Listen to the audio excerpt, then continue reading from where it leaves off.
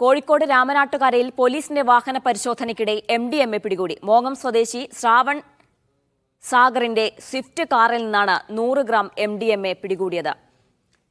ദൃശ്യ പുതിയടത്ത് ചേരുന്നുണ്ട് വിശദാംശങ്ങളുമായി. ദൃശ്യ, എപ്പോഴാണ് MDMA പിടിച്ചെടുത്തത്? മറ്റു വിശദാംശങ്ങൾ എന്താണ്? ജീന, ഇന്ന് വൈകുന്നേരത്തോടെയായിരുന്നു രാമനാട്ടുകര ഫ്ലൈ ഓവറിന് താഴെ വെച്ച് 105 ഗ്രാം MDMAയുമായി ഈ മലപ്പുറം സ്വദേശിയായ ശ്രാവണിനെ പിടികൂടുന്നത്. ഇയാൾ മലപ്പുറം സ്വദേശിയാണെങ്കിലും കോഴിക്കോട് ജില്ലയിലെ പല സ്ഥലങ്ങളിലേക്കും ഇയാൾ MDMA എത്തിക്കുന്നതിൽ പ്രധാന കണ്ണിയാണ് ഇയാളെന്നാണ് പോലീസ് പറയുന്നത്.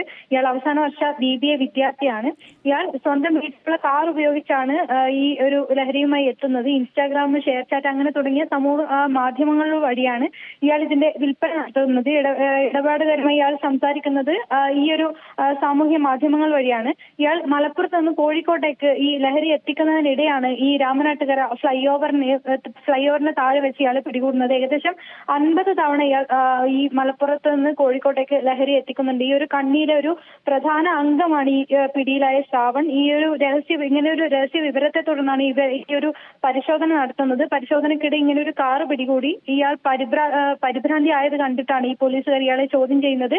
ഈ ചോദ്യം ചെയ്യലിനിടെയാണ് ചെറു പൊതികളിലാക്കി സൂക്ഷിച്ച നിലയിലുള്ള ഈ ഒരു MDMA 105 ഗ്രാം MDMA കണ്ടെത്തുന്നത്. ജീന, ശരി.